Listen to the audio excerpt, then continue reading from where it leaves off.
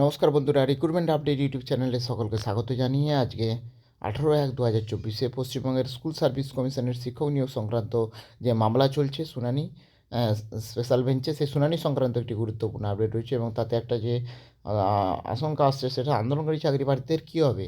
আসুন এই সংক্রান্ত আপডেট দেখে নিই বিস্তারিত কী রয়েছে। আগে চূড়ান্ত মেধা তালিকা বা প্যানেলের মেয়াদ উত্তীর্ণ হওয়ার পর চাকরি প্রার্থীদের নিয়োগ বৈধতা নিয়ে প্রশ্ন তুলেছিল হাইকোর্ট।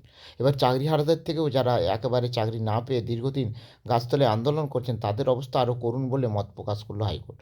তুলনামূলক বিচারে তাদের ছুরিতে বেশি ধার বলেই মন্তব্য করলো এসএসসি নিয়োগ দুর্নীতি মামলার নিষ্পত্তিতে গঠিত বিশেষ বেঞ্চের বিচারপতি। একসঙ্গে মামলার মঙ্গলবার এসএসসিতে একসময় চাকরিহারা ও পরে কোর্টের নির্দেশে চাকরি ফেরত বা একাংশের আইনজীবী কেন্দ্রীয় তদন্তকারী সংস্থার নথিতে যে প্রশ্ন তুলেছিলেন তার নস্যাৎ করে ডিভিশন বেঞ্চ জানিয়েছে যে খুনের মামলা মৃতদেহ থেকে খোয়া যাওয়া সোনার গয়না পুলিশে উদ্ধার করে তাদের তদন্তে বা নিম্ন আদালতে বিচার প্রক্রিয়া ব্যবহার করে। যদি কোনো সংস্থা বন্ধ হয়ে যায় বা বিক্রি হয়ে যায় তাহলে সেই সংস্থার কোনো প্রাক্তন আধিকারিকের থেকে উদ্ধার হওয়া সামগ্রীর তদন্তে ব্যবহার করা যাবে না কেন? চাকরি যাওয়া প্রসঙ্গে এই কমিশনের এখতিয়ার নিয়ে প্রশ্ন তুলেছেন বিতর্কিত চাকরি পাবকরা।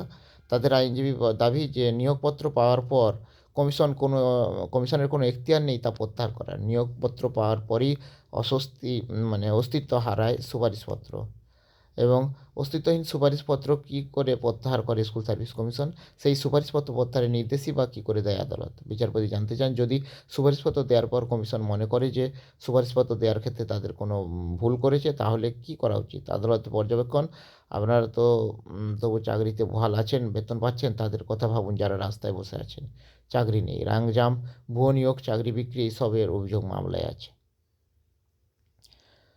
তো হচ্ছে এই স্কুল সার্ভিস কমিশনের শিক্ষক নিয়োগ সংক্রান্ত এই মামলার যে শুনানির আপডেট এটা আমি শেয়ার করলাম। অর্থাৎ বিচারপতি আন্দোলনরত চাকরি প্রার্থীদের কথা ভাবছেন। তো দেখা যাক আরও কি আপডেট উঠে আসে। এই মামলা সংক্রান্ত আপডেট পেলে অবশ্যই শেয়ার করব। সঙ্গে থাকবেন এবং চ্যানেলটা সাবস্ক্রাইব করে নেবেন। ধন্যবাদ।